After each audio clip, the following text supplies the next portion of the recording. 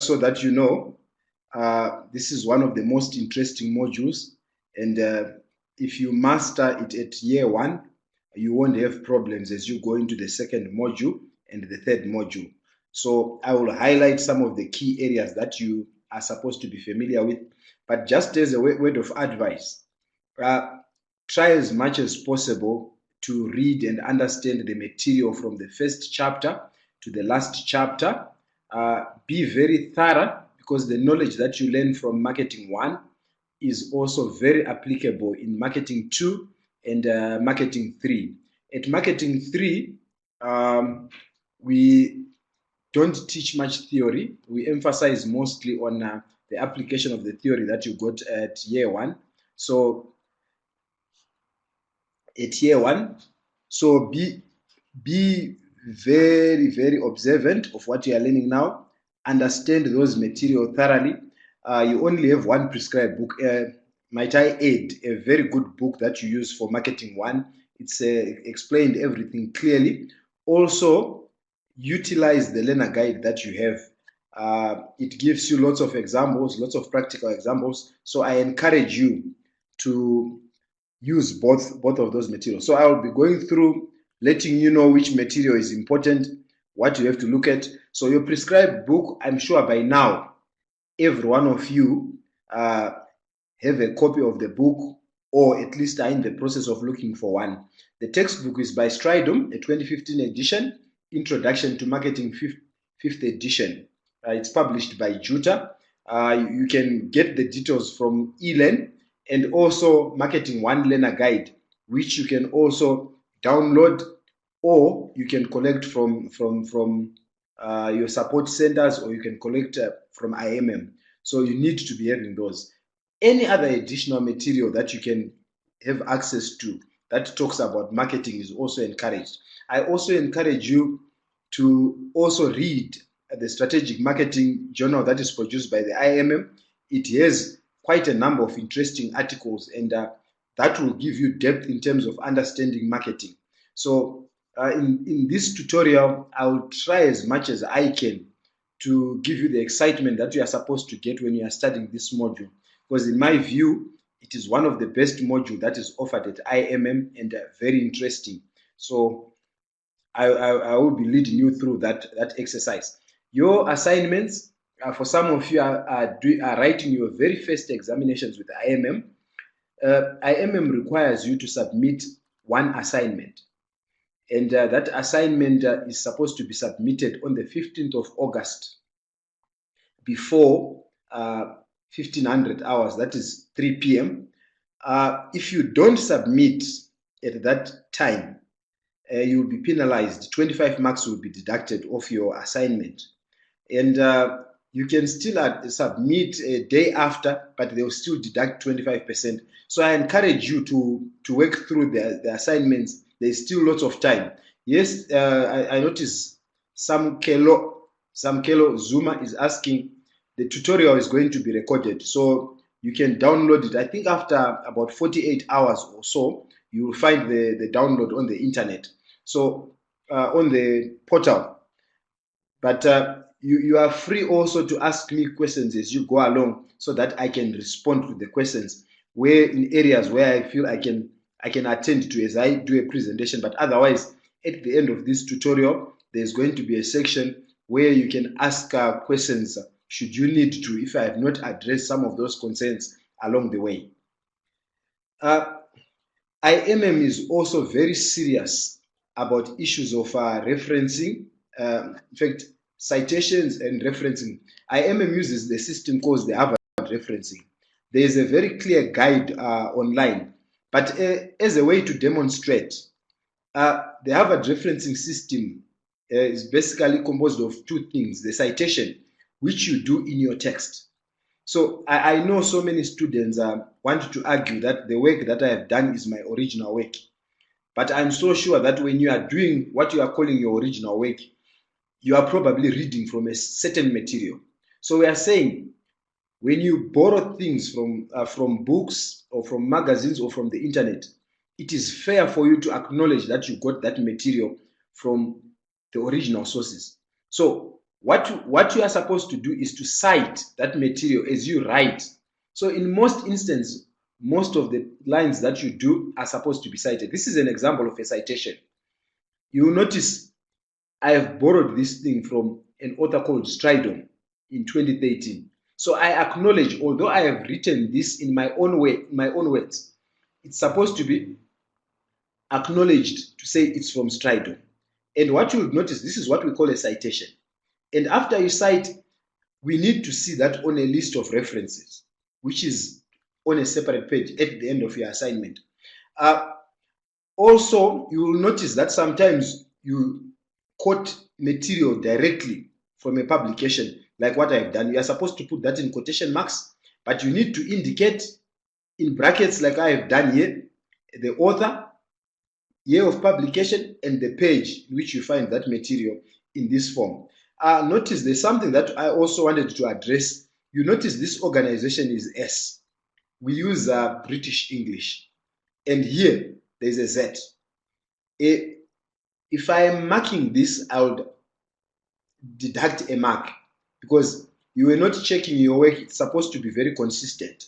So those are some of the areas that the examiners are looking for. So each and every sentence that you borrow from the book, whether you paraphrase or you quote directly, you are supposed to actually cite all your material.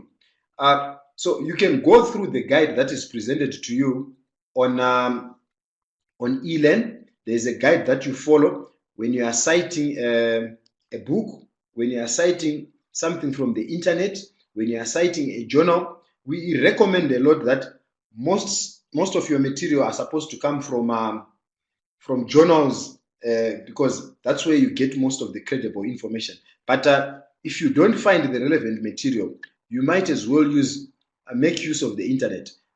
Some students would go and say www.google. Google is not it's a search engine. So you need to actually tell us where you got the material that you are using, not necessarily from the search engine. If you say www.google, it's like saying from the library. But from the library, we need to know which particular book did you use. So go through the material that is on eLearn in order for you to know how you reference any particular material that you are going to get. Even if the authors are 2 or 3, you need to indicate that the authors and the year of publication. And also notice the brackets, then the full stop at the end. Also notice if it's part of the sentence, you have to write this and in full, unlike here. So this is part of the sentence, the 2 authors, then the year of publication. So pay particular attention. Also, another thing that you should note, all your assignments are supposed to contain a table of contents. If you exclude that and you don't put the page numbers, you also get to lose marks unnecessarily. So go and follow that system properly. Another thing that I also need to highlight about your assignment, all assignments are supposed to be with the font Arial 12 point and 1.5 spacing. Arial 12 point, 1.5 spacing, and the work should also be justified. If you don't know justification, I usually advise students to just go on the internet and look at how you format your tables, your styles. It makes your life very easy in terms of learning how to use Word. But that's not the subject of this tutorial, but all I'm introducing you to how you are supposed to structure your assignments at IMM. And this is applicable across all modules. So be very familiar with what IMM wants you to do. You can lose up to 15 marks. 5 of those marks are for citation, 5 of those marks are for structure and grammar, then the other 5 are for your reference list.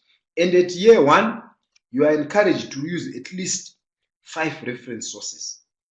So in other words, throughout your assignment, you are supposed to have used at least 5 sources that you use in your document and you list on your reference list.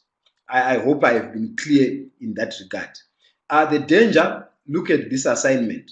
The student here, the structure and grammar, in other words, wrong spelling mistake, sometimes they didn't use area or font, they lost 3 marks. Here, there was no citation at all, they lost 5 marks. That's the maximum marks that you can lose at this level. Then also reference, meaning the reference list probably was there, but it was not in a correct form. So he or she lost 11 marks. And those are too many marks. And out of the possible 15 that you can lose, the student lost 11 marks. 50 marks, we subtract those marks for not following the structure. So the total marks is 39. So this is very, very important. I noticed a question. How do we get this recording? You download it on eLearn. You go to your eLearn, you'll be able to click against the subject. You should be able to find a link that leads you to the module. Right. Having gone through that, I know all of you at this juncture probably have the assignment, but I also took the liberty to copy the assignments so that I can refer as we go along. You know exactly where you are supposed to get certain material. Right. This first question, you'll get it from chapter 1. If you read on page 11, if I'm not mistaken, we discuss, that's where we introduce the concept of the marketing mix. But you also notice the books from chapters 6 to chapter 10, they are discussing all the elements of the marketing mix in greater depth. But I will advise you when I go to that particular section and I will be dealing with that question. But you get this information from enough to answer this question. You can get it from chapter 1 on page 11. Then question number 1.2, if you go to chapter 1 again, on pages 6 to 7, we discuss about consumer centricity. I'm also going to discuss about consumer centricity with you. Then question 2, which deals with the Krispy Kreme.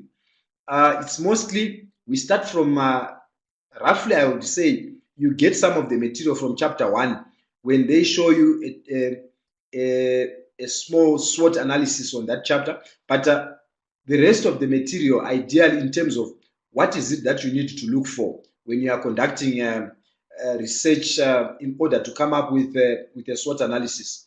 We will be able to discuss most of that from chapter 2.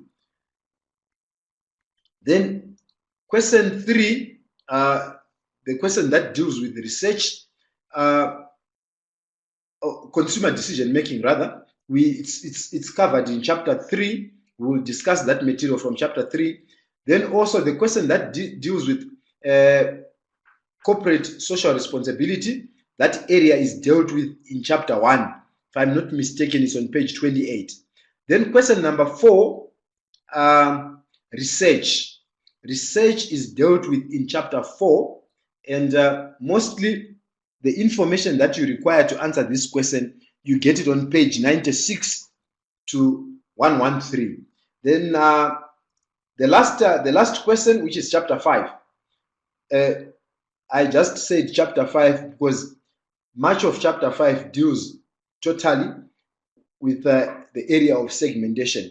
I will be introducing these concepts. I'm also familiar that some of you are learning this for the first time, so I will try as much as I can also to introduce so that you can understand clearly in terms of what marketing is all about. And possibly you were not too sure why you were studying marketing. I will also try and highlight the important areas and what marketing is supposed to do to you. I hope I've been very clear as far as the questions are concerned, and you were also copying the page references in the event that you were not too sure where to find the questions.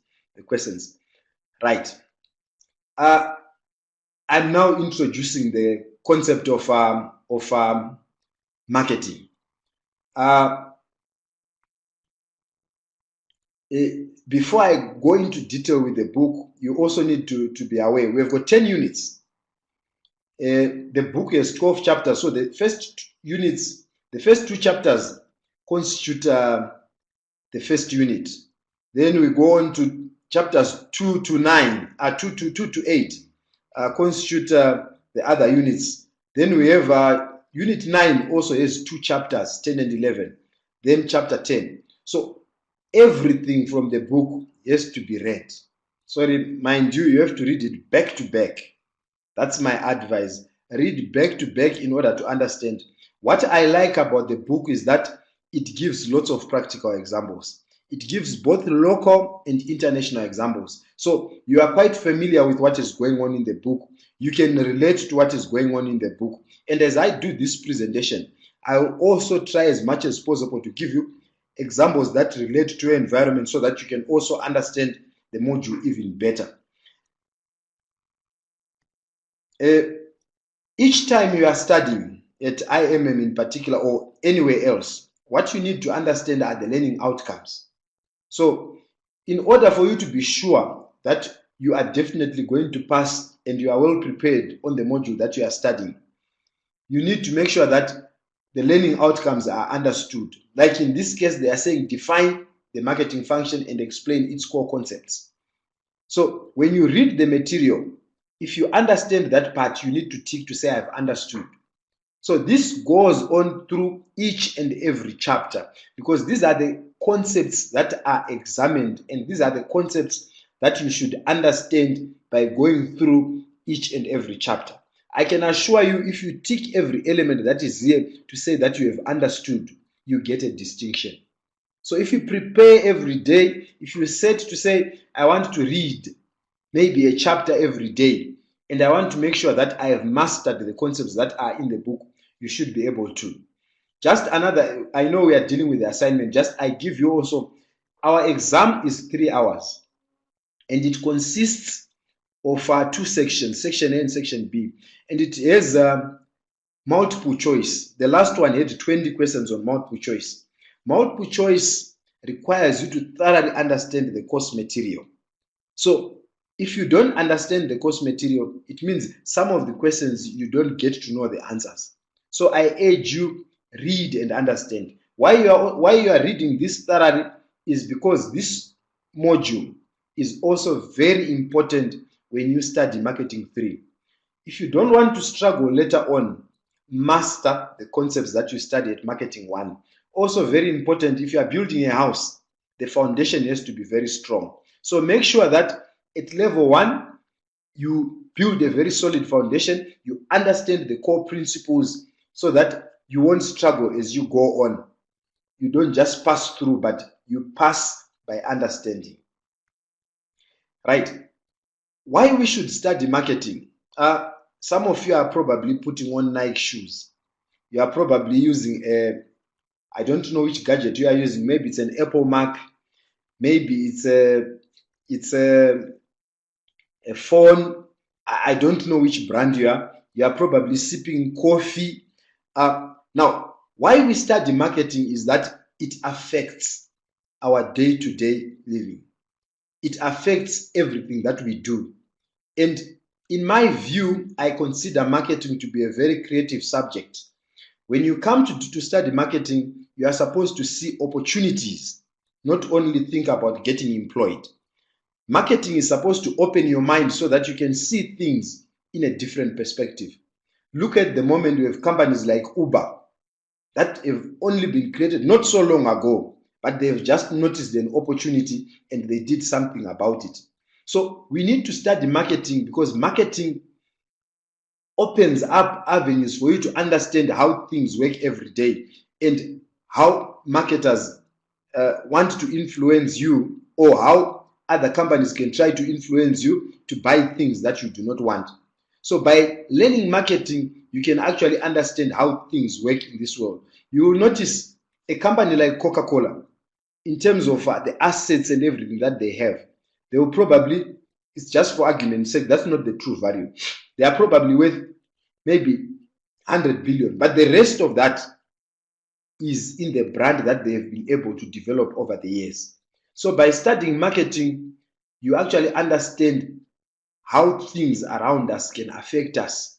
So that's why we study marketing. So through this tutorial, although the specific purpose is to go through the assignment, I would also want you to understand in detail what is it that you are supposed to learn from marketing.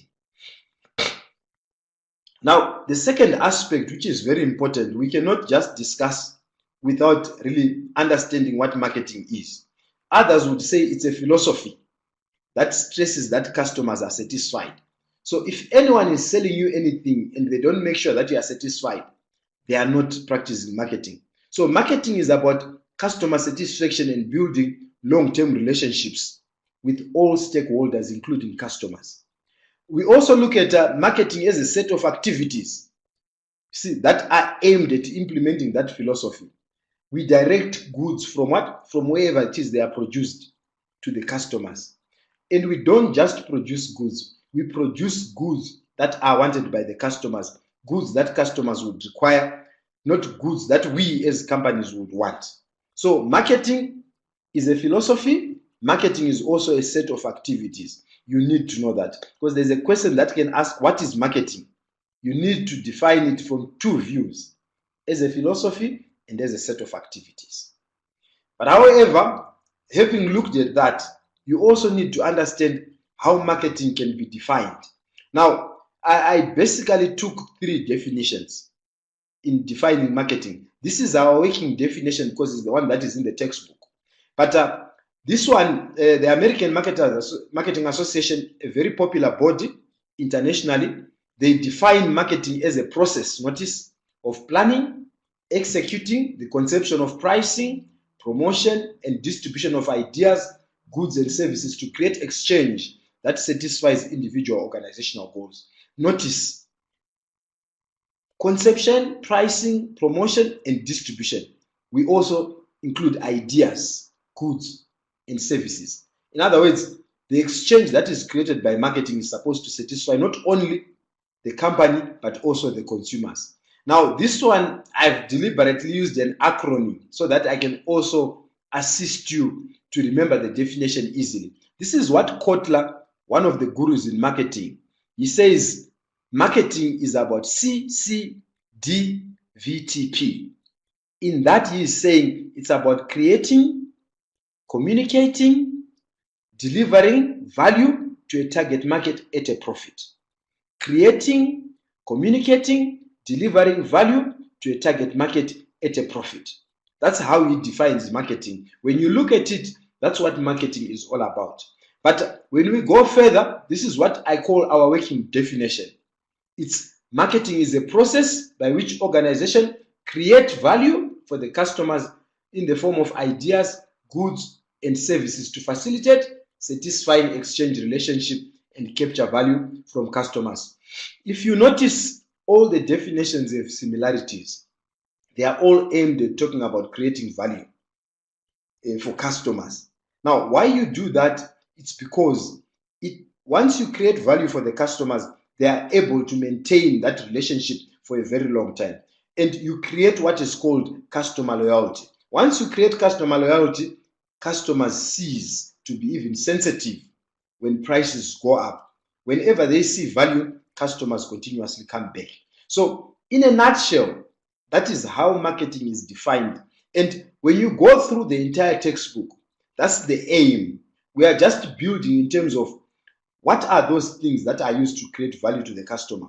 We try by all means to understand the customer so that we provide products that can generate value, that can create a long-term relationship. More important, as we go on, you will notice in your book, they break down the definition in terms of what is it that we call customer value. And customer value is simple. We are saying whenever the benefits far exceed the costs, we see value. We talk about exchange. Someone has to have something of value. In fact, both parties to the exchange have to have something that they are willing to exchange. We talk about satisfaction. Satisfaction is when the product meets your expectation. In other words, it is better to actually exceed customer expectation. We also look at capturing value. We are, as marketers, we are supposed to be interested in how our customers are satisfied. You see, most companies at the moment, they are sending, after they give you a service, they can send you questionnaires or small questions to rate your service. What they are trying to do is to capture value. Then relationship, very important to maintain, especially over a long period of time. Most companies are talking about customer lifetime value. they always want to provide. Look at Mercedes-Benz at the moment. They are saying you can always get the new model that comes in. You are like leasing a brand. Each time they introduce a new brand, you can get that one. So we are also going to discuss, it's a process. When we talk about a process, we are talking about something that is continuous. So it doesn't just end after the transaction is done, but you follow through, you continuously create a relationship that is a track. So go through that in great depth. Questions are also asked about each of those areas. So familiarize yourself in detail with the material that is in the book. Right. Another important concept is that of a marketing concept. Now, there are some areas that I may have skipped just before that, because you will notice that marketing has also evolved from a period of simple trade era where barter trade was very common, where you would trade surplus things that you had. But you have also gone into what they call the production era, where companies learned to produce large quantities. As a result, because of they could produce so many, they were able to reduce their cost, but they were not looking at customers as the basis of production. They were producing what they could sell. But they went on to do what is called a sales era, sales department era, where they focused on pushing whatever they had produced. But now, when you go to the marketing concept, which has ideally five building blocks, we are saying the customer is at the center of whatever it is we are doing. So we first of all need to understand the needs of the customer. But before we start anything, we are also thinking in terms of profitability. Profitability is not an afterthought, but it's something that we think when we are discussing about how best can we satisfy the customer. And when you do that, the entire organization is geared at satisfying the needs of the customer, at making sure how best. But lately, we have also seen that we also have to take cognizance of the need of the society without necessarily being forced into doing it or being obliged to do it. We do it out of goodwill. Now, that can also result in what? In relationship orientation. We need to create relationship, not only with the customer, but with all the stakeholders that are concerned in our building. So this is also a very important concept that you need to understand as a student. Read through it, research on it, so that you can understand what makes companies practice the marketing concept. So it's a very important concept. In that note, we also go to the first, which is, I believe, is question 1.2, which is asking you about customer centricity. Now, ideally, customer centricity involves developing a mutual relationship with customers, basing on their individual needs. It's not easy to develop customer centricity because if you notice in an organization, sales are pushing for volumes.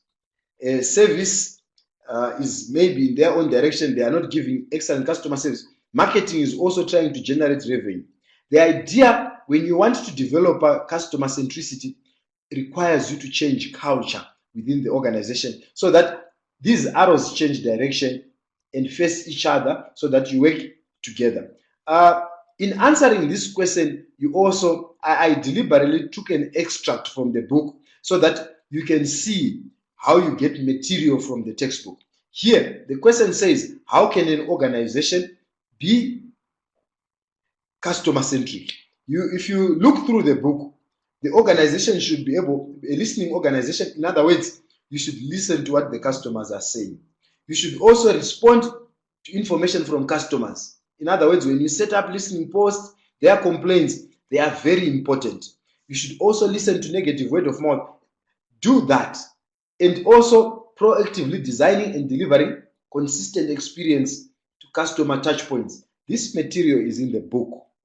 You should be able to explain it in your own way in terms of how customers should develop. If you also want to answer questions very well, try as much as possible to use practical examples in terms of how companies are doing. You can find an organization that is well known for customer service a well-known organization that is doing customer-centric, that is customer-centric.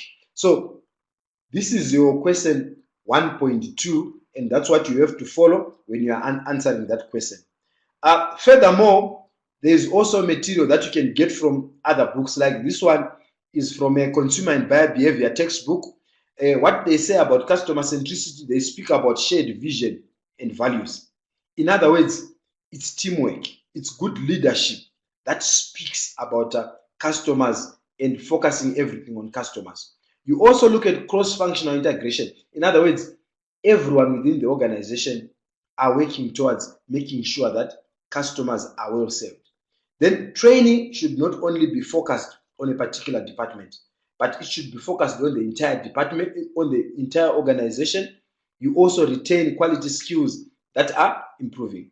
You also look at measuring customer-based metrics. Are you measuring customer satisfaction? So those are the areas that you need to look at in terms of improving customer centricity. I'm hoping I have been able to explain that thoroughly.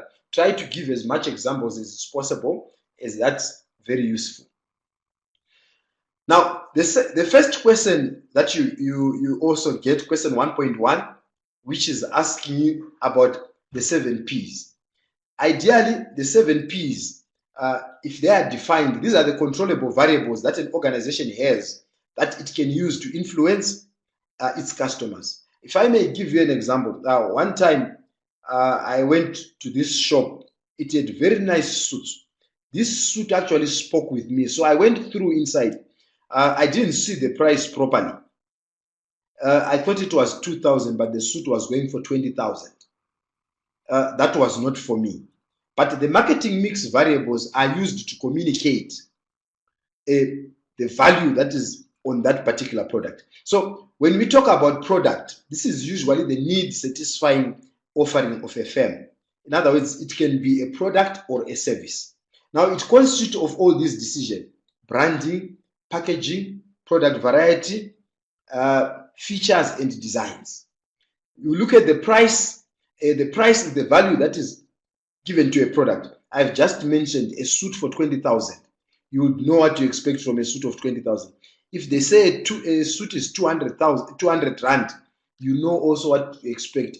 And this marketing mix all speak with one voice. Distribution is generally where you find the product. It should be at the right place where the customer wants to find it. If it's bread, it should be somewhere where I don't have taken effort to go and find. When we talk about promotion, it's about creating awareness about the existence of the product. So in marketing, we also talk about the other 3 Ps. In fact, that's how we describe them. Although they are part of the marketing mix, usually they say the other 3 Ps, which is people. These are the people behind either the brand or the product. The ones that are working for the organization. They are very important in terms of provision, be it a service or the product. Processes, those activities that facilitate the provision of products and services. It could be those people who receive you, if it's a hotel, for instance, those who receive you, those who check you in are all part of the processes. The physical evidence, it's all those things that we see, the buildings, the uniforms, the websites. So the question requires you to visit a Holiday Inn. So you have to be very practical when it comes to this question. You are supposed to go to that Holiday Inn, and when we talk about products, you need to describe in terms of their brand, the package, what are they offering. So you can either do this from a website if you think you can do that, if you are very far away from a Holiday Inn. But I advise that you can go to a Holiday Inn and try and describe some of the products that they are offering. You also need to describe how they price their products. How do they give discounts? For instance, sometimes they can give you discount when you book online, or some of those things. Distribution, where do you find this Holiday Inn? So the place element. And promotion, how do they promote the product? When we also talk about a promotion, are they advertising? And which media are they advertising? Do they use public relations? All those elements are very important when you are discussing. So be very practical, because the examiner is very clear that they want you to go to a Holiday Inn, not a hotel of your choice. So be very, very clear in terms of what you are doing, and you need to do it very well. I noticed there are some comments. Yolanda says, is the slide meant to be blank? No, I can see from here. Someone says it's visible on my screen, visible on mine too. No voice. Ed Moore, I think you need to fix your mic. Can the other guys also hear me? I can see and hear. So when you can't hear me, it means possibly it's because of your computer. The slide is appearing on my end, and some of you have confirmed that they can see me. Okay, thank you very much. I can continue. So you need to go to a Holiday Inn. I'm sure in most countries of those that are doing IMM, there is a Holiday Inn. If there is no one close to you, I suppose you can go on the website and try and find. Much of the information that you find here can also be seen, or you can research them on the internet. You can download the annual report. You can download reports or articles on Holiday Inn. You should be able to get answers. If you want detailed in terms of the answers, here's the extract on page 11, where they discuss the product, the price, the promotion, the place, the people, the processes, and the physical evidence. So you should be able to do that. The theory is evident, it's in your book, but remember what I was emphasizing earlier on. You are going to be using this book. So the moment you get these definitions, not word for word, you need to cite.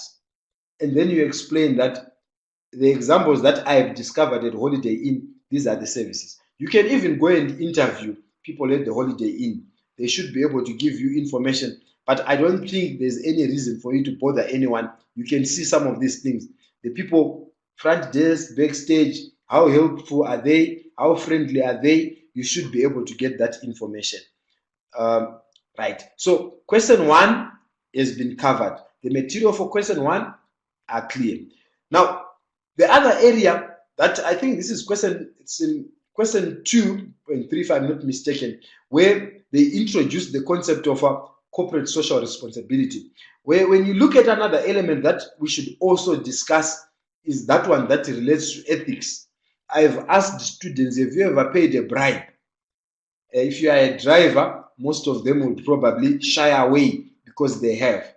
Ethics can be described as the concern with good or bad and wrong within business context. It's things that in some instances are not necessarily illegal, but you know they are morally wrong, and everyone would know what you have done. So organizations are coming up with code of ethics that if anyone from the organization were to violate that, they can lose their jobs. But the emphasis here is the issue of social responsibility, which is that most companies are now focusing on social responsibility. So it is, if we define it, it's to integrate environmental concerns in their business operation, in their interaction with what? Stakeholders on a voluntary basis. In other words, companies are doing this on free will. No one is forcing them to do that. They are being responsible to the consumers in which they produce their products. So, but the question asks about KFC. If you believe that what they are doing as far as social can influence you as an individual, I think the answer there depends on individual. You need to look at several organizations before you just answer that KFC question in terms of are you really influenced by organizations that practice corporate social responsibility? Do they have any influence in terms of when you choose products, or you are only looking at price? Does this influence? You can do a bit of research in terms of comparison to say, are those that are socially responsible, are they selling more than others that are not in the same position? But the question requires you to look at KFC in terms of how it can influence you because of their corporate social responsibility. So, but the definition of corporate social responsibility, the question says, what is corporate social responsibility? Does it really influence you to buy from KFC because of what they are doing in the community. And if it's good, then it can also influence everyone. But also what I encourage is identify companies in South Africa or the country where you are that are socially responsible, and you discover, did you choose them on the basis of their being socially responsible, or you chose them on the basis of other things that are there. So, right, also some of the CSR activities, less toxic products, more durable products, products with reusable or recyclable. I know Coca-Cola in recent years, they've introduced what they call the plant bottle. They say the bottle is biodegradable. So it's one way that they are doing to introduce products that can be recycled and that are reusable. Right. That was chapter 1. I don't know if I tried to be very clear, particularly on the areas that you are supposed to know for the assignment. More important from that chapter, you also need to know the entire marketing process. It's a very long process that requires time to explain. So I just wanted to be brief and to specify areas that could assist you as far as the assignment is concerned. Chapter 2 deals with the environment. Again, the question that is very important relates to Krispy Kreme. I'm hoping that you guys know who Krispy Kreme is. It's a donut company that has recently entered South Africa, and I've seen queues at Krispy Kreme, and they make very nice donuts, and they are excited. So many consumers queue because they say they are good donuts. But I'm not too sure what you would say if you also go there. But the subject of the matter for this chapter relates to the marketing environment. Now, marketing environment generally, these are forces or that are internal or external to the organization that affects the ability of the company success, if I may simplify it that way. So these are forces that are within the organization or outside the organization that influence how an organization can operate. Now, we will discuss those three. It generally consists of three: the internal environment, which ideally the organization has control over. This includes the mission and objectives, top management, and other functional areas. Now, in answering that question where you've been asked to research as far as Krispy Kreme is concerned, you also need to look at the internal environment. And the question is very clear.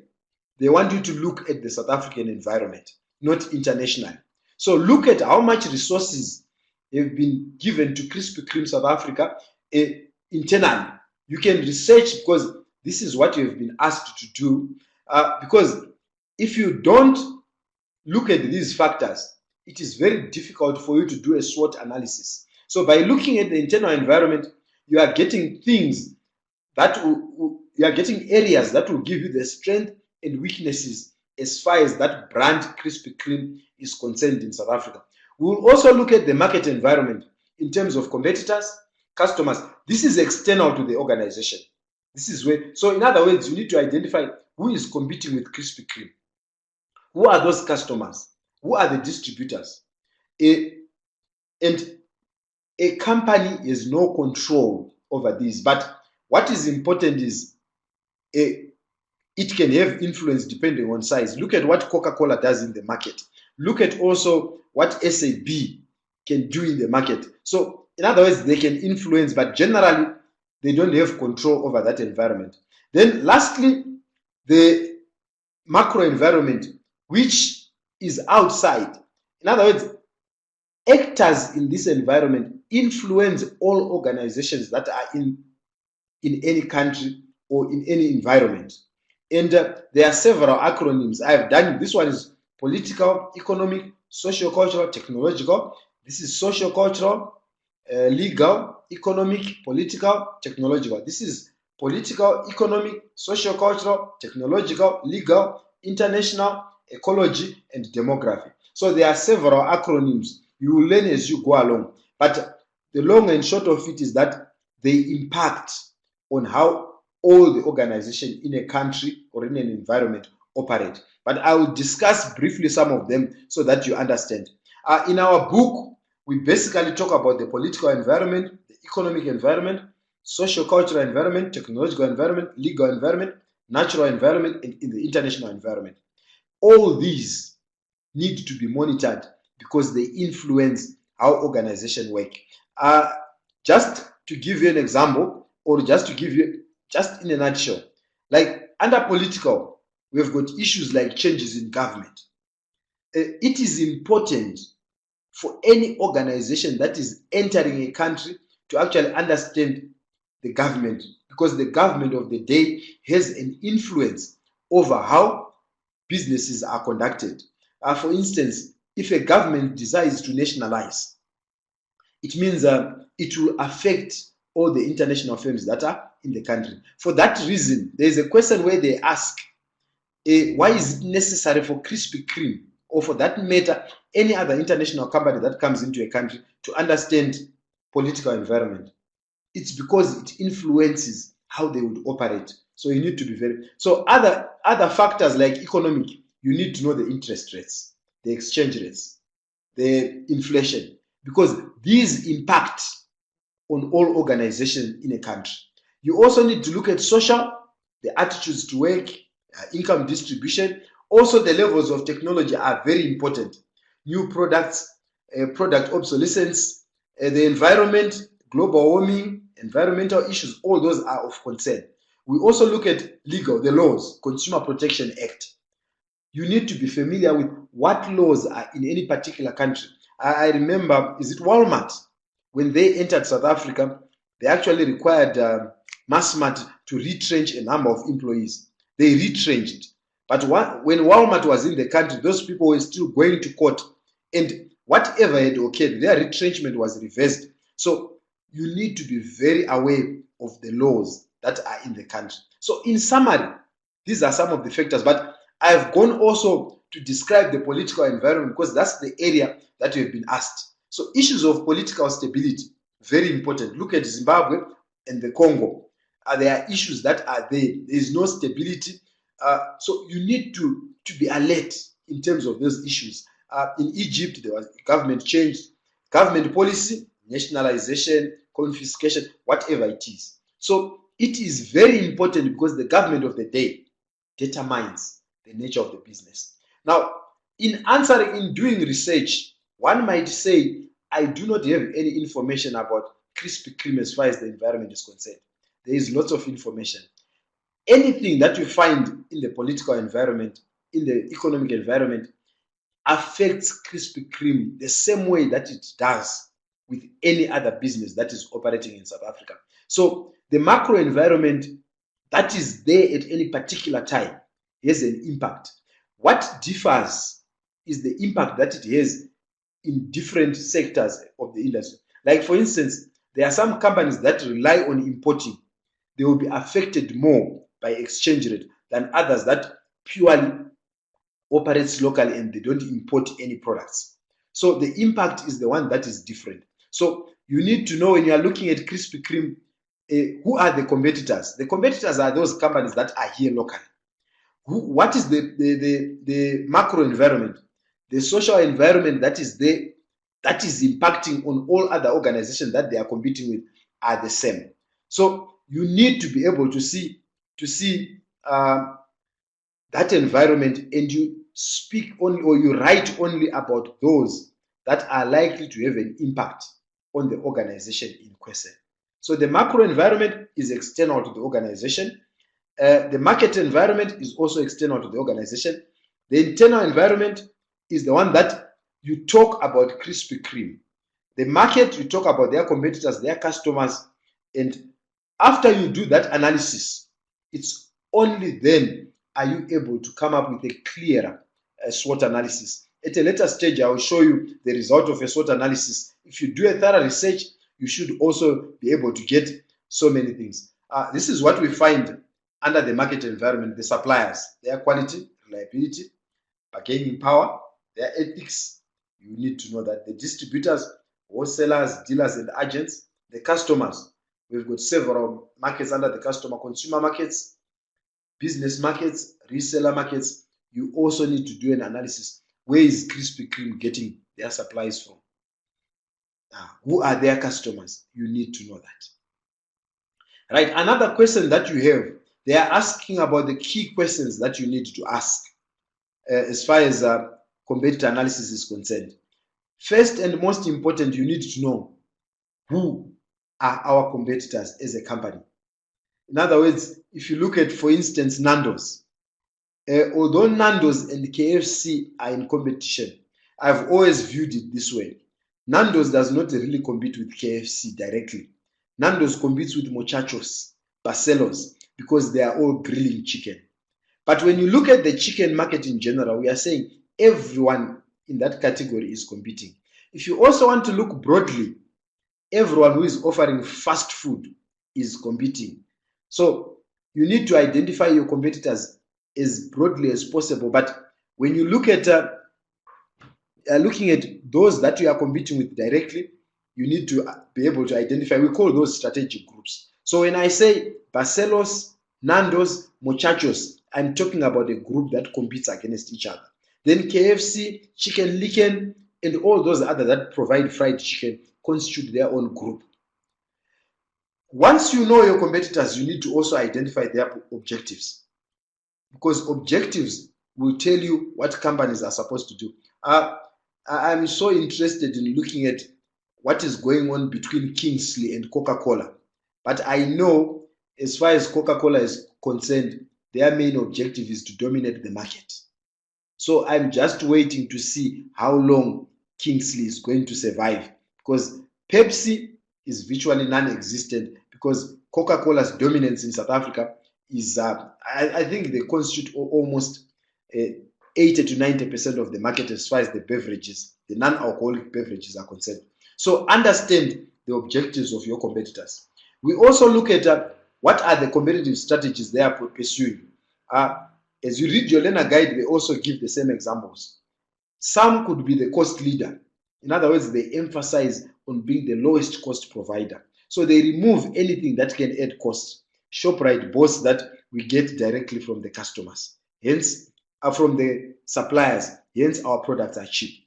We also look at differentiation strategy, physically and psychologically distinguishing your products from those of competition. I always say the organic chicken from Woolies is nicer than the organic chicken from Pick and Pay. Maybe the one at Woolies, they've really differentiated their products. You also look at focused strategy, which we also call a niche. Earthchild specializes in children's clothing. So once you know the strategies that they are pursuing, it's also important for you to avoid them. I like the company that has done great in South Africa, Capitec. They really knew who they were competing with, their objectives. And they started off focused on a specific, the market that was ignored by most of the banks. But now if you look at what they've done, they also understood the strengths and weaknesses of the banks that were existing at the time. They actually emphasized that all the other banks knew what customers wanted, but they chose to ignore. So when they entered the market, they actually looked at all the strengths and weaknesses of the major banks. In 2008, Capitec had about 800,000 customers. But come to 2017, Capitec has almost over 7 million customers. They have overtaken Nedbank. They have overtaken FNB. In terms of numbers, they are the third largest bank. Also, one important thing, Capitec was able to actually know how the competitors were likely to respond. They boasted, even to date, they are still boasting. So once you do that, ask these questions and get the answers, you are able to introduce strategies that are relevant. A classic case is what Capitec has done. You should also look at companies like Uber. What they've done, they are almost changing the transport as we know it today by just looking at who are our competitors, what are their objectives, what are the competitive strategies. So that question is very few marks, but they're just asking you the questions. But I also advise you, each time you answer a question, try to answer with examples. I noticed someone is saying Woolies chicken went to Varsity. I agree with you. Even the Nando's one Nando's chicken is a PhD because it's so expensive at the moment. and the portions are so small. But the chicken is very nice. Right, another model that you should be familiar with is Porter's 5 forces model. This one determines attractiveness of an industry. I'll just summarize it in a nutshell. The forces are potential entrants. If an industry is easy to enter and exit, usually it's not attractive, because usually the companies that are in the industry, those that are competing, usually try to impose barriers. But if there are no barriers and it's easy to enter, it means it's not attractive. If also the suppliers are so powerful that they dictate to the industry, it makes the industry unattractive. If there are too many substitutes, it also makes the industry unattractive. If the buyers also impose on the industry, it makes it unattractive. So, in other words, if all the forces are impacting on the industry and also there is intense rivalry, it makes that industry very, very unattractive. However, if the forces are also very low, it makes the industry attractive. According to Porter, who designs this model, he says the airline industry, the low-cost airline, is one of the most unattractive industries known to men. But he goes on to say the soft drink industry is very attractive because most of the forces are very low. I think he was doing that study maybe in Europe or the West where he did the studies. But the model, however, is applicable across industry. It has worked since 1978 and is still applicable even to date. Right, internal environment, I've discussed that to say what you are supposed to be looking at. Basically, it looks at the mission, the vision. In other words, where the organization wants to occupy. You should actually try to understand what Krispy Kreme is saying in South Africa. What do they want to achieve? How many branches do they want to open? Are they looking beyond South Africa? All those things, you can find it in their mission and vision for the South African market. Also look at some of the objectives. When you talk about objectives, they always have to be SMART. In other words, specific, measurable, achievable, relevant, and time-bound. Like, for instance, increase market share by 5% by end of 2018. This is 5%, you can measure that. That's the period that you want to achieve. You can never say, I want 100% market share, because there are competitors that will disturb you into achieving that. You also look at functional areas, they are the ones that give you key, like your human resources, your marketing. You also set marketing objective. You also set financial objective. But look at resource capabilities. So in other words, look at Krispy Kreme and look at areas where they are good. I remember visiting Krispy Kreme twice. It's the only fast food outlet that I remember I saw 10 people who wanted to save me one donut that I wanted to buy. And they were all excited about buying. I don't know if they are still the same, but I gave them credit. I've never seen that in any other outlet. In some fast food outlets, you actually beg people to save you. But at Krispy Kreme, but do your own investigation and see if you still agree with me, if it's still the same, because those were the early days. So look through that and check if they are still performing in that way. Another important thing, what you are doing is also like scanning the environment.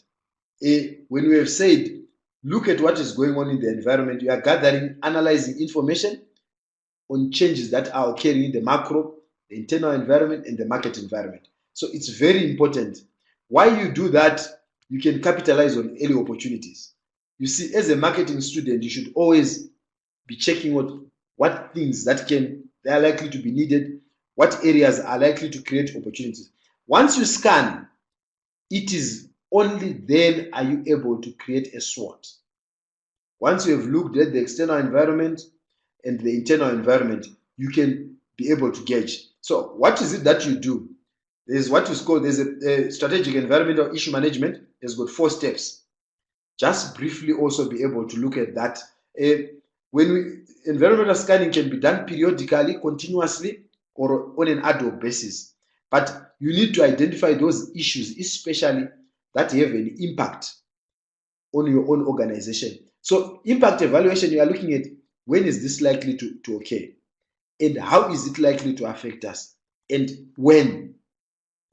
When you do that, you can formulate a response strategy. When you go to chapter 2 towards the end, you will be able to see different response strategies that are there. Sometimes you can remain passive, sometimes you can adapt, but you need to look at those. We also deal with the same concept when we are doing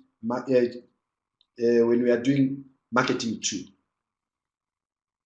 Then, after having looked at the environment, you can then come up with your strength. These are areas in the business which business does particularly well. So find those things that Krispy Kreme is doing very well, better than competitors. And the weaknesses, areas which the organization need to improve. Then opportunities, factors in the environment that you can benefit, like a growing market, you can take advantage of a growing market.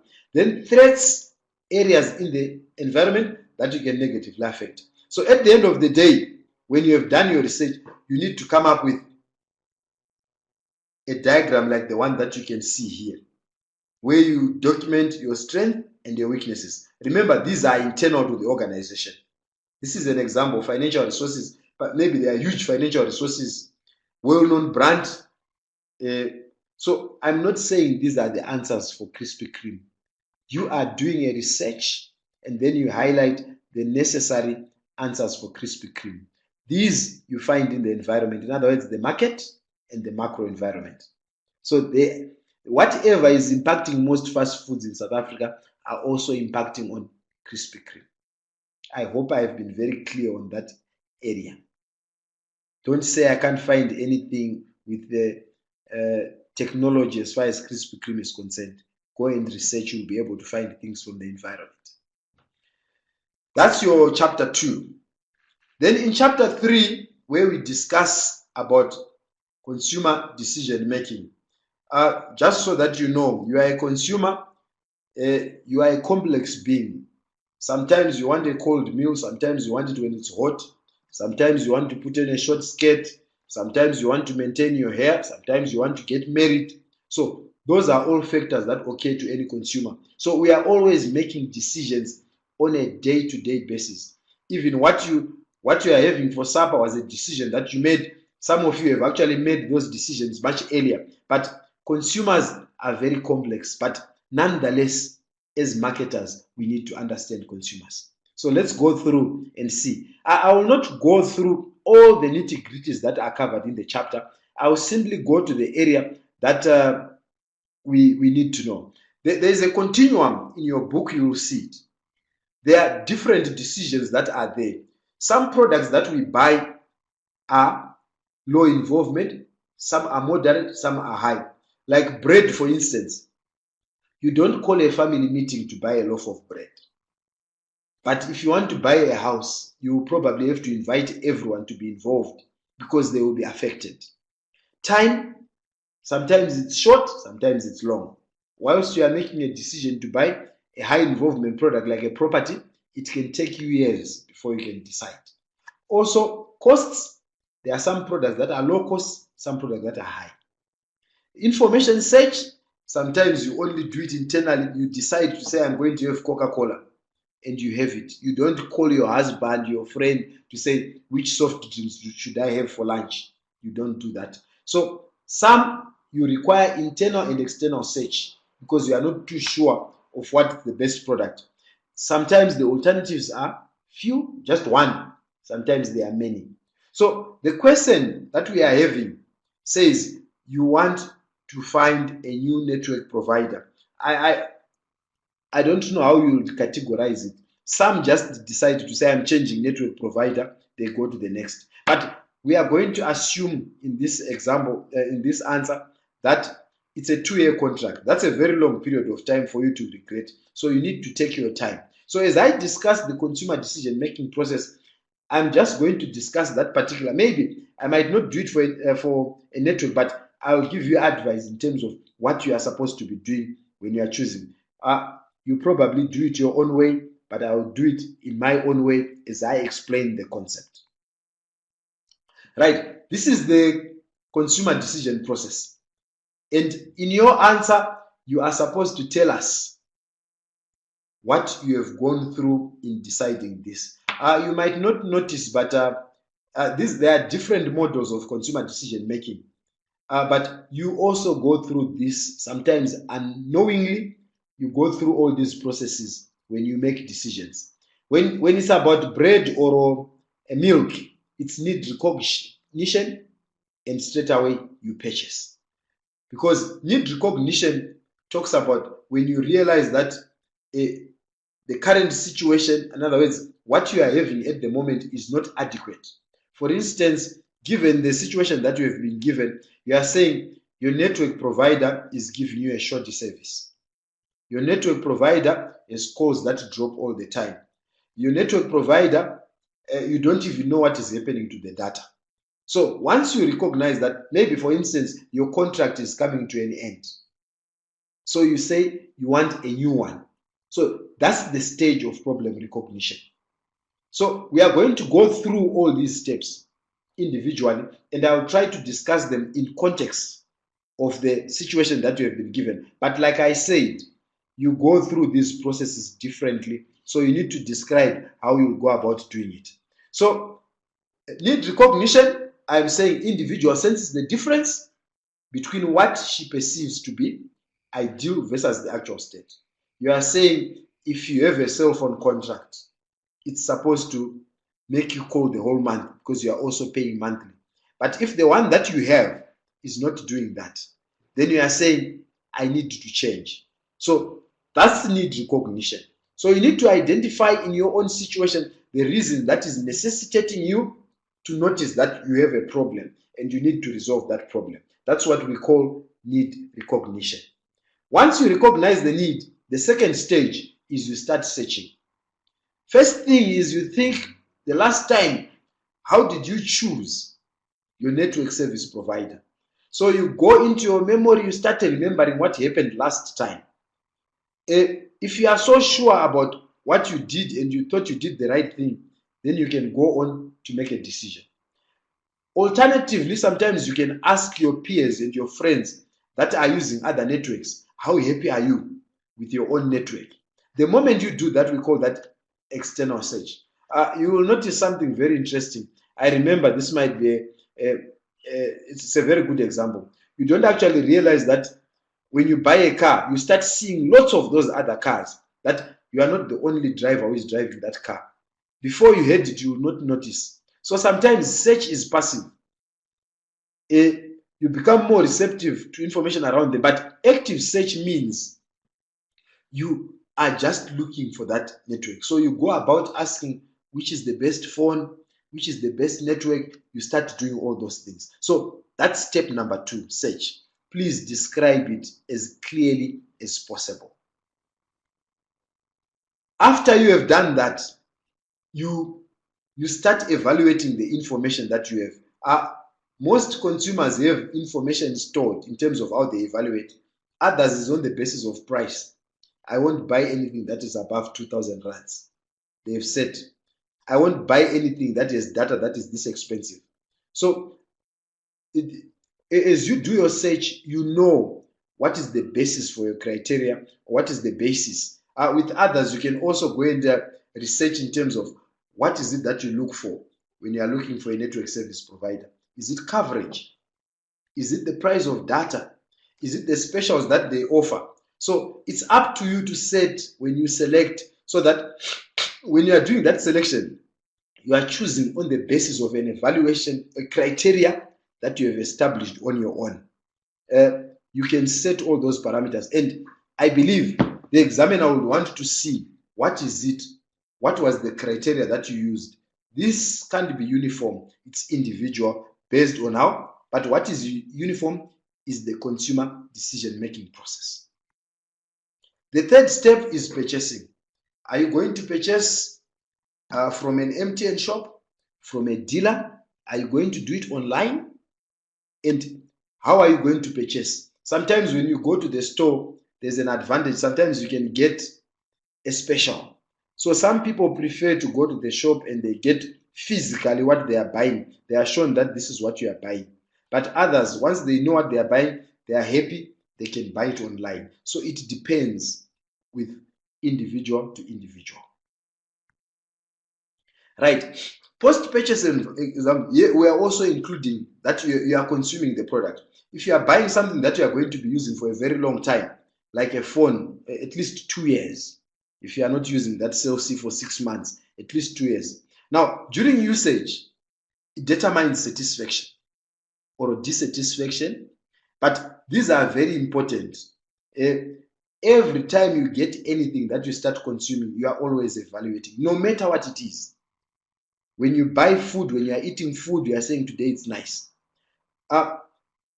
One feeling that is very common is called cognitive dissonance. Imagine buying a pair of shoes for 50,000 or for 20,000 and no one says the shoe is nice. You regret that, did I make the right purchase? That's why sometimes you see those newlyweds or newly engaged, they try to do this so that you can see that they have a ring. The reason why they are doing that, if you don't notice that you have a nice ring, they are not too sure if they've made a good decision. That's why some companies, especially for high value item, they call you to find out if you are happy. They want to reduce this post-purchase feeling. So it's very important for marketers to make sure that whatever products they are giving to their customers are satisfying their needs. So, ladies and gentlemen, this is what we call the consumer decision-making process. And this is the question that you are supposed to be answering when you are choosing a network provider of your choice, be it MTN, it could be CLC, it could be Vodacom. If you are in another country like Zimbabwe, it could be Tel1, it could be Econet, whatever it is. It depends with the environment that you are in, so you can do your own environment in terms of how you choose a network provider. So that's the area, but there are more things that we can cover from chapter 4. I believe as we prepare the exam, we'll go through some of the key areas that you are supposed to be familiar with. So we'll discuss with that area at that juncture. Now, the other section, very important, we conduct research in order to reduce the risk of making wrong decisions. We also conduct research in order to find out the different needs of consumers. So, but there are processes that are followed. And I'm going to go through basically key areas that you are supposed to know. Question number 4 talks about identifying a research problem. Aristotle says problem identified is problem defined. So let's go through and see. I've not gone through the whole chapter, but I'm just going through important areas that will assist you to answer your assignment questions. Right, this is the research process. The research process. The first step is formulate the research problem and objectives. Second step, create the research design. Third step, collect, process, and analyze data. Then fourth step, communicate information to the marketing decision maker. So mostly I'll be dealing with this area and this area, mostly for the purpose of your question. But these are the steps that are followed when you conduct research. Very important. At second year, you are also going to do research in greater depth. But my advice is, if you master whatever it is in level 1, then you have the foundation to also understand the studies that you are going to do at year 2 when you are doing marketing research theory 2. Right. In step 1, you will notice identification of the problem is usually more important than the solution. One of the biggest mistakes that occur is many managers make a mistake of defining problems on the basis of symptoms. For instance, declining sales is not a problem, it's just a symptom. Low occupancy in a hotel is not a problem, it's just a symptom that indicates that there is a problem. So what we call, sometimes we talk about 2 levels. We have what we call a business problem, which is the decision that a manager has to make. For instance, should I introduce a new product? Or should I withdraw a product? Should I hire more staff? Sometimes they are not too sure. Should I improve customer service? So What we do is he requires answers. So from those answers is what we call research problem. So your question, the one that you have, requires you to identify a research problem from the small paragraph that you have been given there. So what I want you to look at is not to confuse symptoms and the problem. You need to read that statement several times in order for you to define what is the decision that the manager has to make. We also use what is called the iceberg principle.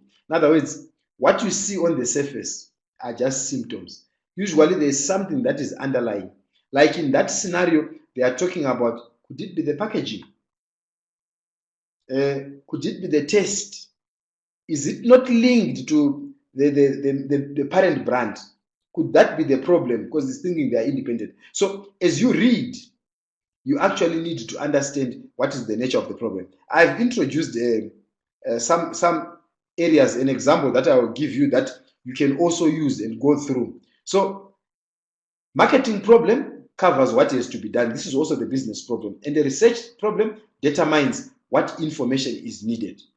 So this is the distinction between a business problem and the research problem. So our question requires us to identify the research problem. In other words, what information is required to solve the problem. So in other words, you could want to determine the current perception of the packaging.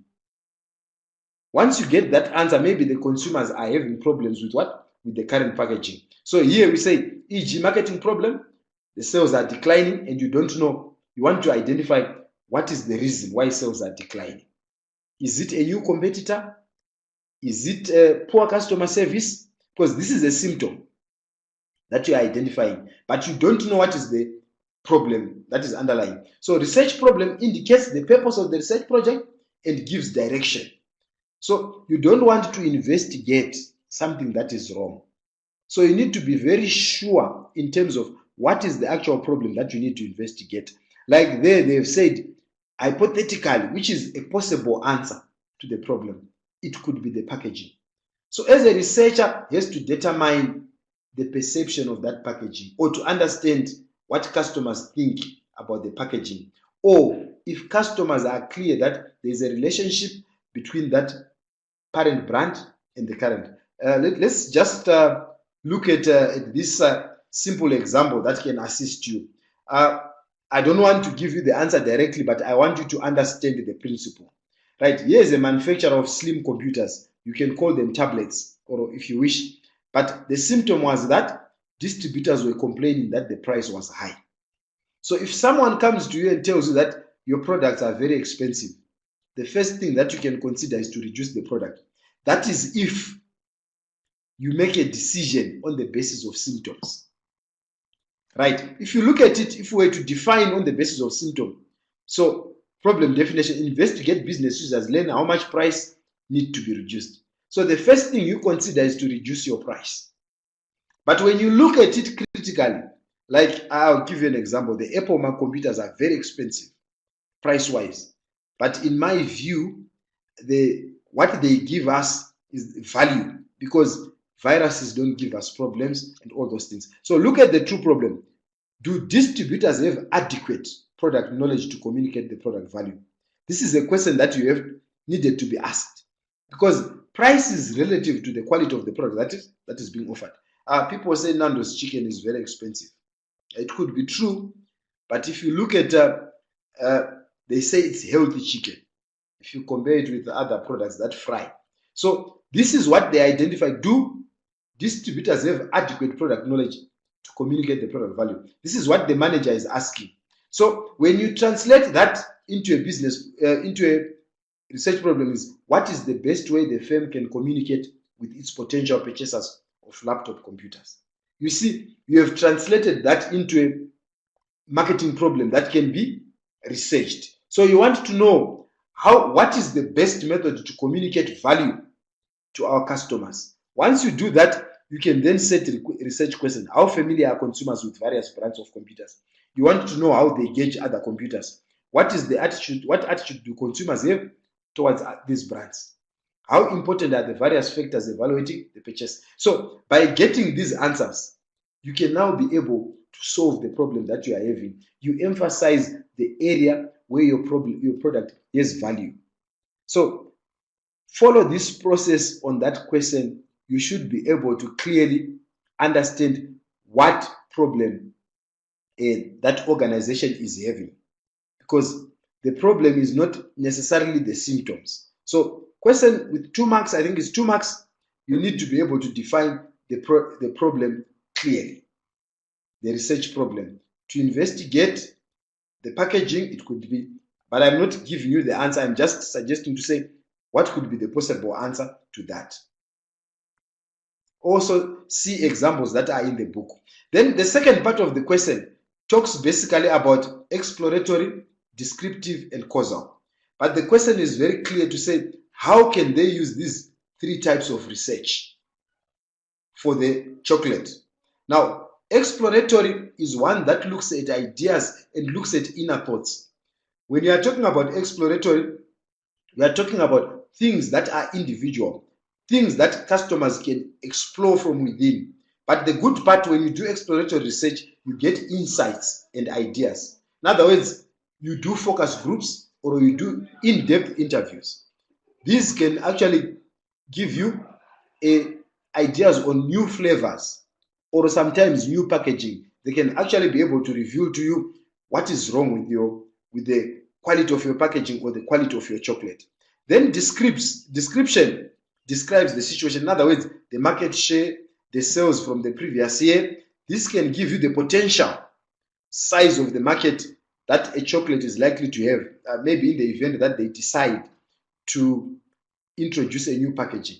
You can gauge the potential by conducting descriptive, because it tells you what is the market share right now, or who are the current consumers that are buying the particular product or the chocolate. Then causal looks at the relationship that can occur. You can play around maybe with changing the packaging and see the impact that would have on consumers.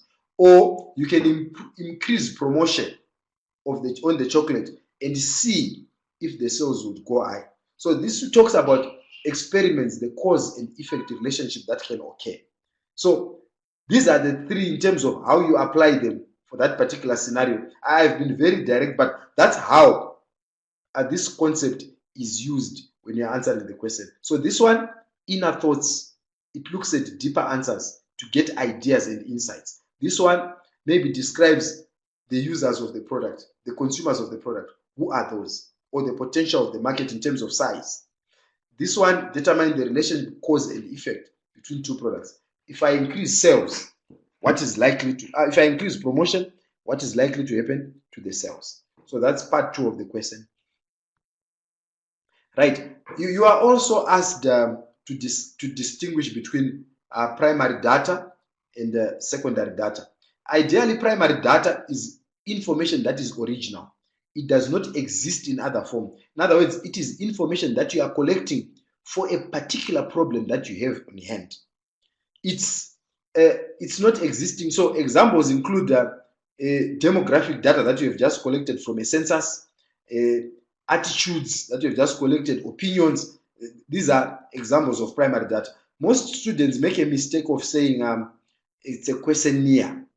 Is an example of primary. Questionnaire is a data collection tool. So don't make that mistake. Whereas secondary data is data that has been collected for other purposes other than the problem at hand.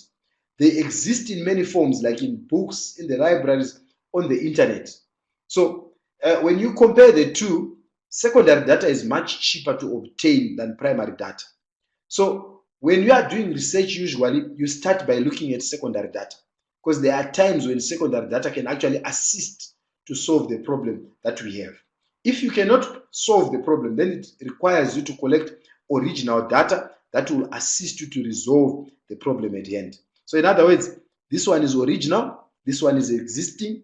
For instance, if for instance in a particular month sales are down and you are not too sure, the first thing that you do is to check the same period last year on the same month. So you get that from secondary data. But if you still realize that your sales are supposed to be up and you don't know the reason why the sales are down, you can then conduct original research, which is in the form of primary research.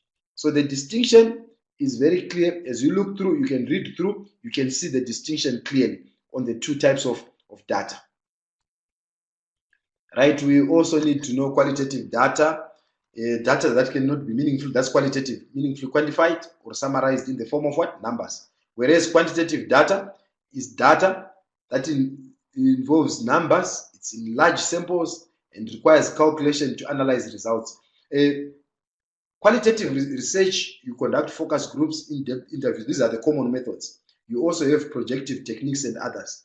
When you look at quantitative data, surveys, observations, and experiments can be used. So you also need to know the distinction between that. Again, when we do our second online tutorial, we should be able to highlight more of those things in terms of what you need to know. But again, I advise you, you need to be very thorough when you prepare for reading. Even when you come to the revision, you need to have prepared and read so that you can ask me lots of questions in terms of how you can pass the module.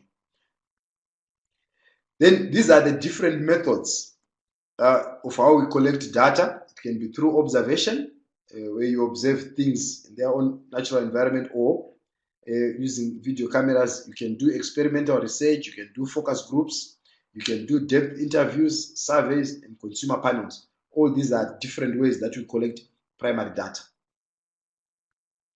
You also look at instruments that we use, mechanical and electronic devices. Sometimes we record, sometimes we use cameras, mechanical meters. We also use questionnaires. This is the most common. At some point, if you are attending at any institution within the IMM, they are going to ask you to complete a questionnaire, or you are familiar with wherever service is provided, you answer a questionnaire. Right. Another important area is called sampling. There is a question that relates to sampling on the assignment. Naturally, if you have so many consumers, like Coca-Cola, for instance, you can't interview each and every one of them. You have to get a sample that is representative enough for whatever information that you require. In quantitative research, we actually deal with large numbers, large samples. With quantitative research, it's actually easier for you to project whatever information that comes from the sample to the entire population, because the sample sizes are high. But however, when you do qualitative research, the sample sizes are usually very low. But let me go specifically to the area on the question. They are asking you purely about non-probability sampling. Although we can argue otherwise, but at this level, I would say this is common for qualitative research. This is also common for quantitative research. This uses statistical techniques.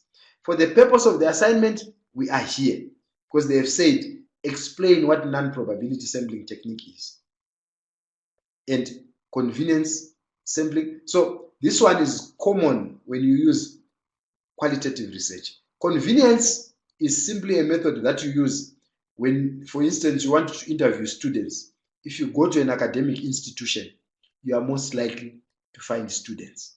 So you are using the method that is convenient. Judgment is dependent on the researcher. If you ask yourself, am I likely to get answers from this individual? If you are sure, then you can go there. Usually when you want to interview experts, you can use your judgment. Then quota, you set a number. For instance, you might say, I want 3 to be female, 2 to be male, and 3 to be under the age of this. You are setting a quota on that. Then I'm not going to discuss about probability, but also this one uses statistical. Maybe briefly I can just explain. Simple random sampling, it's if you are going to interview about 1,000, each and every one of those have an equal chance of being interviewed. Then on systematic, you follow a certain system. This is quite common when you are interviewing people, digital random dialing with phones, where you can say it should select after every 100. It can skip 100 numbers in the directory. The one that appears, let's say you started randomly at 3, then you say you are going to skip 100. So the 103 one is the one that it picks. The 203 one, it picks the next. Then stratified sampling, which is this one, you group your individuals that you are going to interview into stratas, like for instance, age, 10 to 15, 16 to 20, 21 to 25. No one can belong into two groups when it comes to age. Yes, you might want to be younger than you are, but you don't necessarily belong to a 15 to 20 if you are 30 something. So then we can use simple random sampling. But your question says define this and explain these concepts in terms of how you can use them for a chocolate. So if you are looking for convenience, you can simply go to the shop and find those who are buying that particular chocolate or those that are not buying, and you ask them why they are not choosing the chocolate under discussion. Then the last, the third step, not last necessarily last, is about the processes that are followed when you collect information. You validate it to make sure that it's accurate. You edit. All these, you can also go through those areas because they are important for the rest of the syllabus to understand. But for the purpose of the assignment, they are not really necessary for me to explain at this moment. Then communication, you are telling the decision maker in terms of what you have found, and you advise them, or you give them the information so that they can make you recommend what they should do. But the decision always falls on the company that has received the research. So generally, in a nutshell, that's the research process. Then the last area, the one that deals with segmentation. My apologies, my throat is a very important area.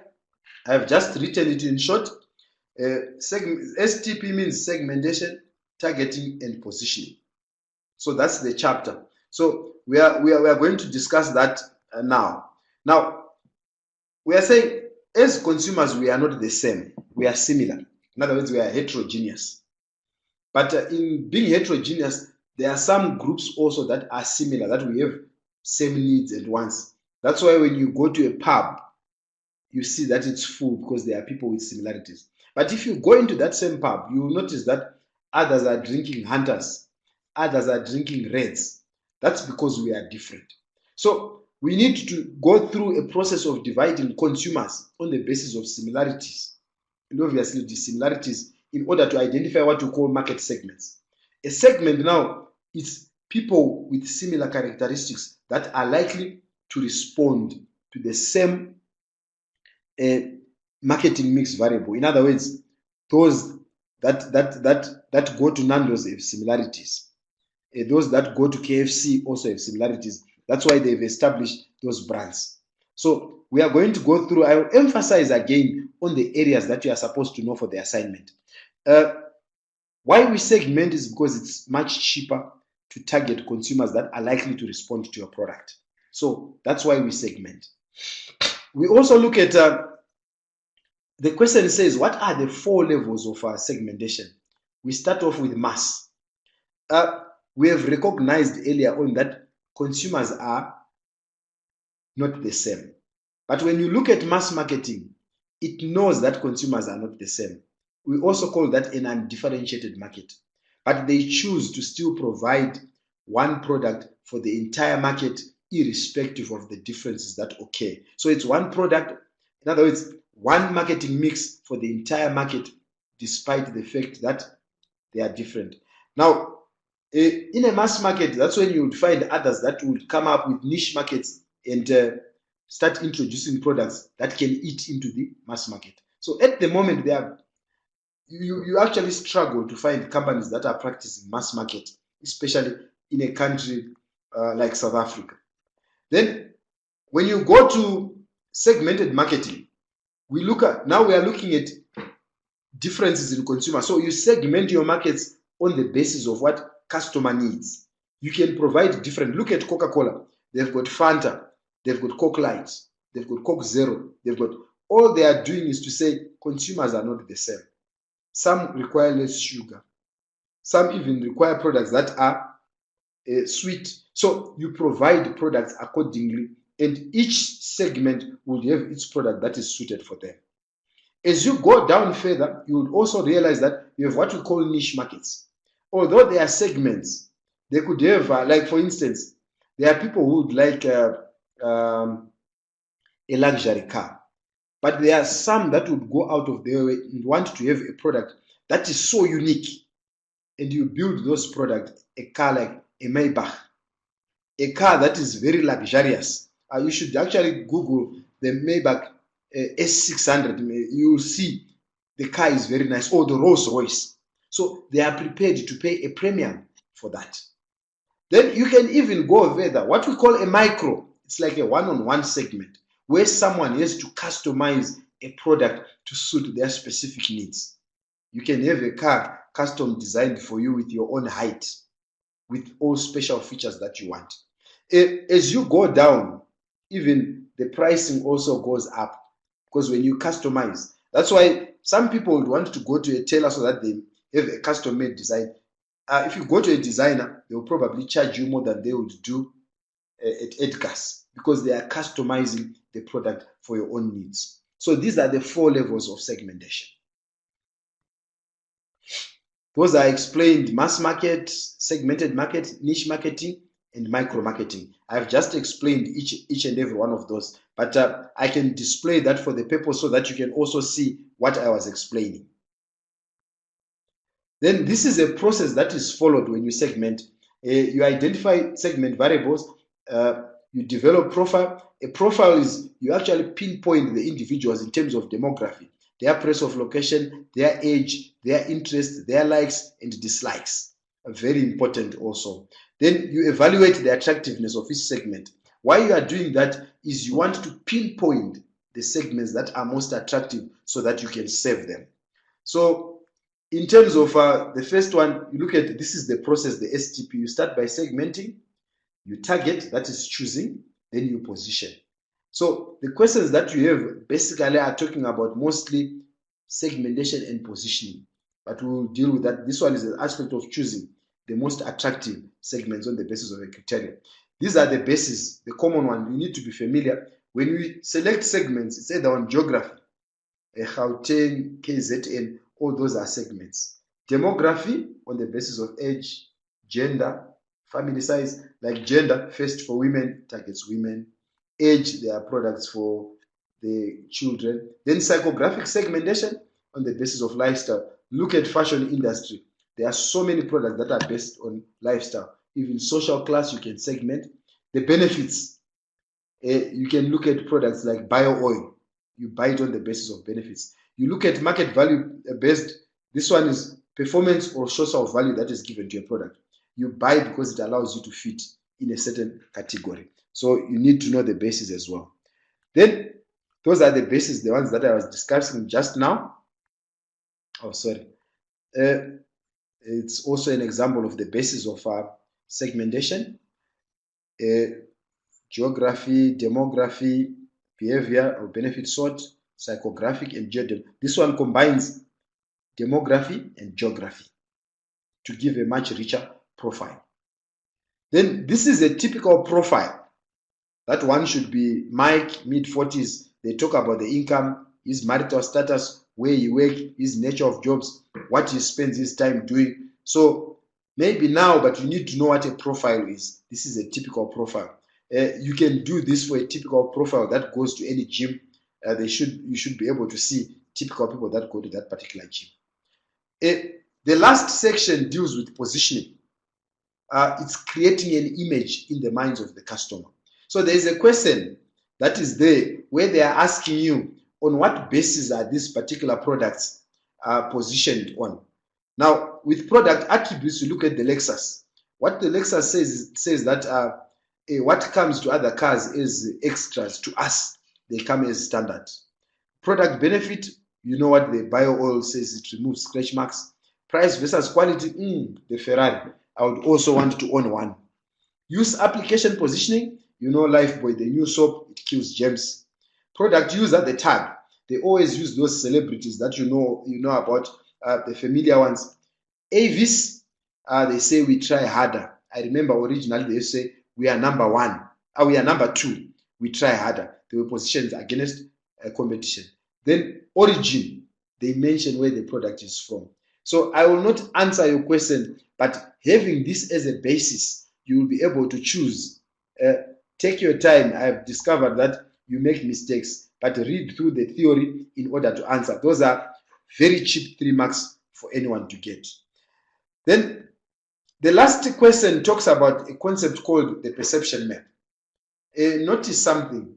We all perceive things differently. We see things differently. So your perception map might not necessarily be wrong, but it's how you perceive things. You might perceive that question, all we are asking is, how do you draw a perception map? Now, here we are going to position different soaps. Your question says high price, low price, but I have chose something else that is different. We are positioning soap, non-deodorant and deodorant. That's one dimension. Then high moisturizing and low moisturizing.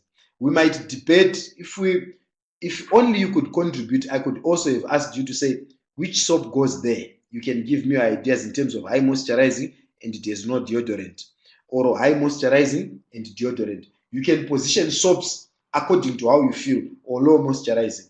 But in your case, they have said high price, low price, high quality, low quality. So you are positioning products that you have been given. You have been given 4 products. So you need to place them in each of the quadrants. Let's say, for instance, if this was high quality, a high price, would you place the BMW here or the Mercedes-Benz here? How you perceive it depends on you.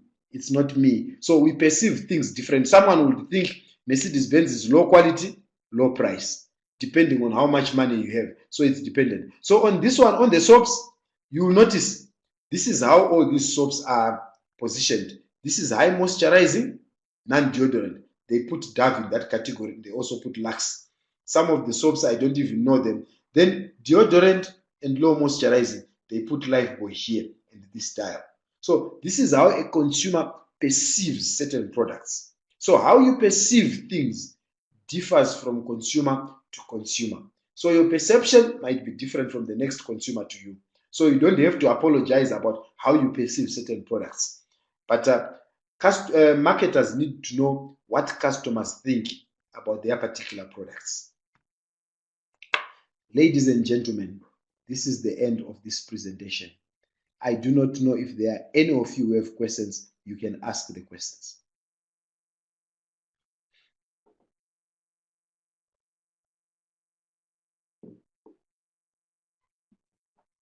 I see many of you are typing. Thank you very much for being very attentive.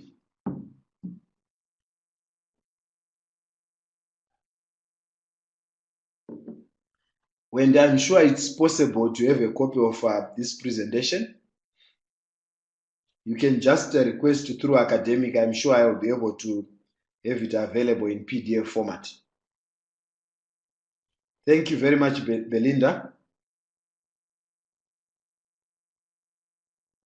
Thank you very much, Alexi. I hope I'm pronouncing your word, your name very well. It's Alexi. Wendy says perfect. Claire says on question 5.2, are we just identifying? Yeah, we are just identifying. On question 5.2 is just identifying which positioning. Okay, if I was close enough, I'm happy. You can write an email to academic, Wendy. Alternatively, you can visit us here at the IMM if you are close by. I don't know where you are based. You can just ask for me because I'm usually here at the IMM. I can provide you a copy of. Thank you very much, Ntokozo. When you are in Durban. Yeah, just write to academic. I'm sure they can make a plan for you. Anissa, you're welcome.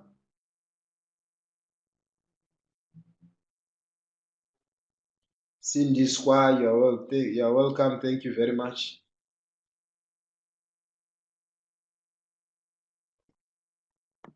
Yes, it's your perception, Wendy. It's your perception. Believe me, we have had to position those different cars, and some people would argue. So it's based on what you feel. Maybe Mercedes-Benz is not high class. It's not high quality. I don't know. I don't want to debate on individual perceptions. You are welcome, Edmo.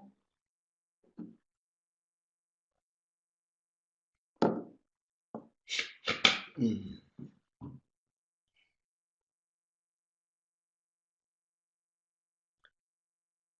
You are welcome, Wendy. I hope they were great 2 hours. Thank you, Tinashe. Yes, it will be available after 3 working days.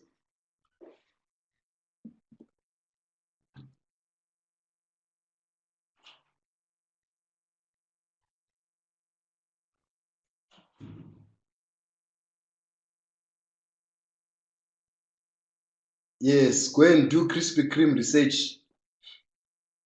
Just bring some of the donuts, please. Thank you, Edmo.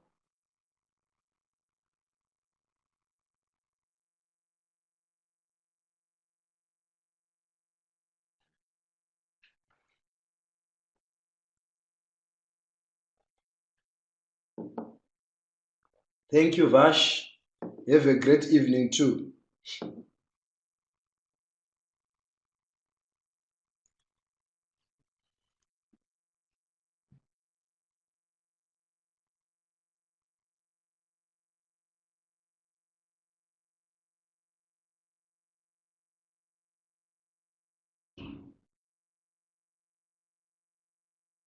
Rihanna, hi. Thank you for the session. You are welcome, Rihanna.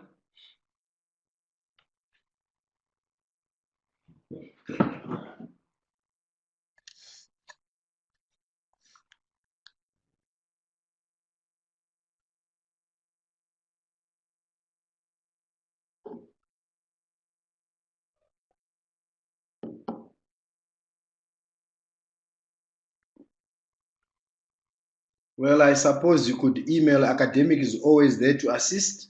You can email. Yes, there's going to be another online tutorial. If you check online, if I'm not mistaken, the next one is on the 29th of September. Yes, it's on the 29th of September.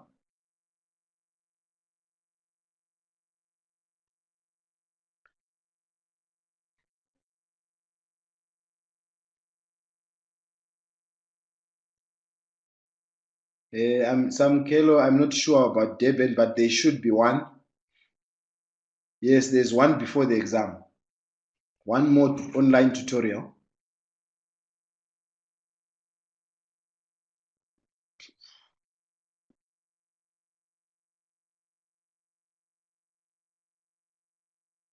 Yes, Anissa, yeah, I think there is Anissa and Samkelo. You can start your own group study there. You are all based in Durban. If there is none, you can start between the two of you. But word of advice, please read thoroughly. The material for marketing one is very important for your foundation.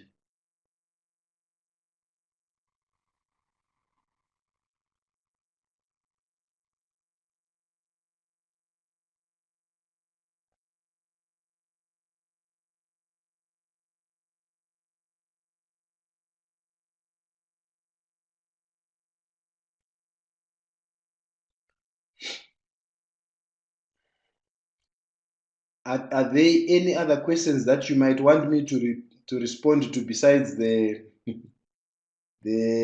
studies? Okay, the font type is Arial 12 point. Arial 12 point, it should be 1.5 spacing, and it should be justified. 1.5 spacing, Arial 12 point, and it should be justified. Even your headings, they should just be bold. They should not be 16 point or 15 point. Everything on that document should be Arial 12 point. And also make sure you include a table of contents on all your assignments.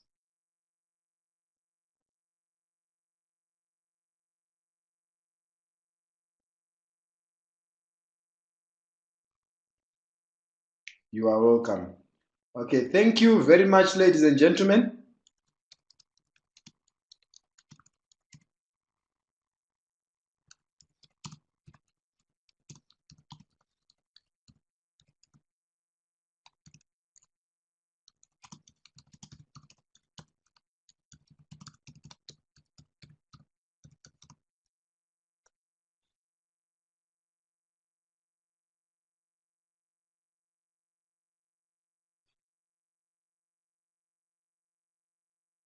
right? The discussion on assignments, you can also take it up on eLearn.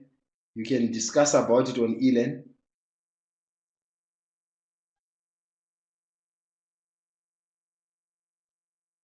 No, you just need to indicate the information that is provided, the number of words, your name, the number of pages. There's nothing in particular that you need to know. Just complete all the sections.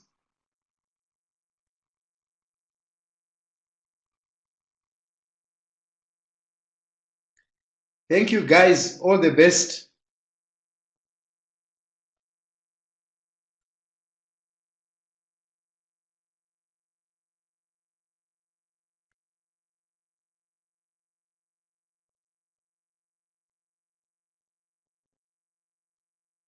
Sadly, I'm not marking, Anissa. I'm not marking. I would have been lenient if I was marking. All right. Enjoy your weekend, ladies and gentlemen. Thank you very much.